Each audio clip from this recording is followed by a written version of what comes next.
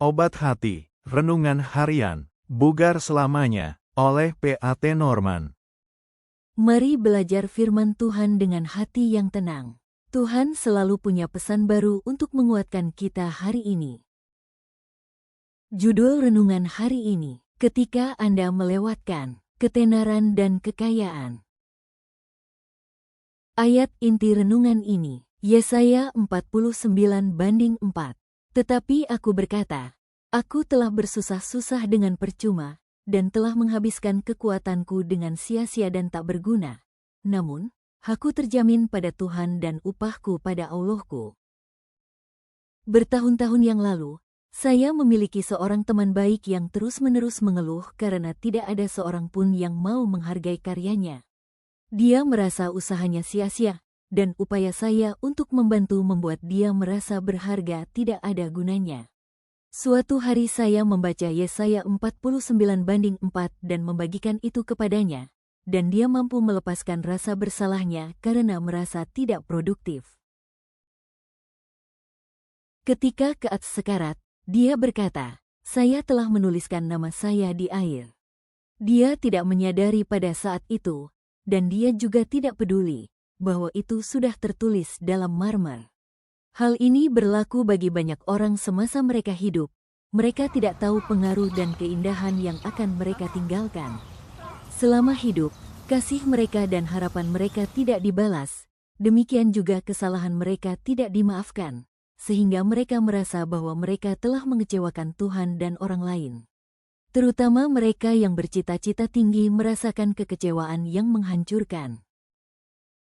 Elia berduka, aku ini tidak lebih baik daripada nenek moyangku. 1 Raja-Raja 19:4. Musa meratap, aku seorang diri tidak dapat memikul tanggung jawab atas seluruh bangsa ini, sebab terlalu berat bagiku.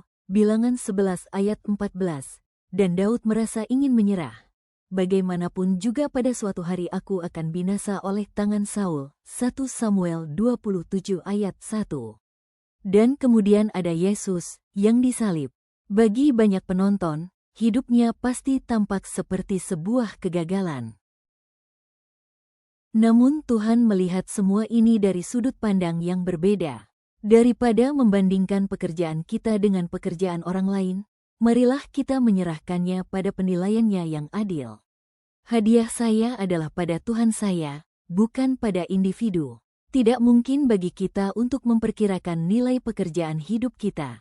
Bahkan Sang Mesias menjadi kecil hati. Sepanjang hari aku telah mengulurkan tanganku kepada bangsa yang tidak taat dan yang membantah. Roma 10 ayat 21.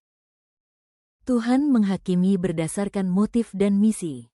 Banyak upaya mulia yang terlewatkan oleh rekan kerja, saudara, dan teman-teman, tetapi Tuhan melihat dan mengetahui semuanya. Jika kita tetap mengingat dalam pikiran bahwa saudara kita, Yesus, melewatkan ketenaran dan kekayaan saat berada di bumi, maka kita bisa melupakan tentang imbalan. Untuk kebaikannya yang tak henti-hentinya, Yesus dibalas dengan kekejaman tertinggi dengan dipakukan di kayu salib.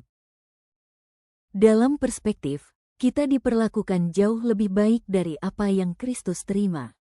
Kenapa kita harus khawatir atau mengeluh tentang apa yang kita terima atau tidak terima di bumi? Tuhan, pada hari-hari saya merasa tidak produktif dan tidak dihargai. Izinkan saya mengingat bahwa ketenaran dan kekayaan saya ada di tangan-Mu.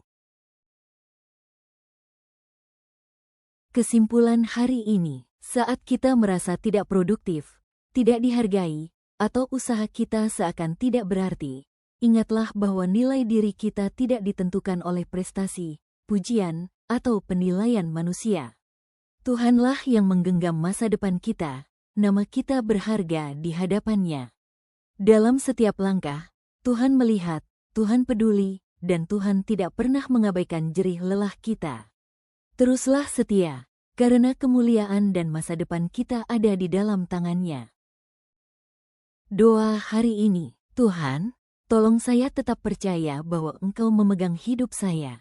Kuatkan hati saya saat merasa tidak berarti, dan ingatkan bahwa saya berharga di hadapan-Mu.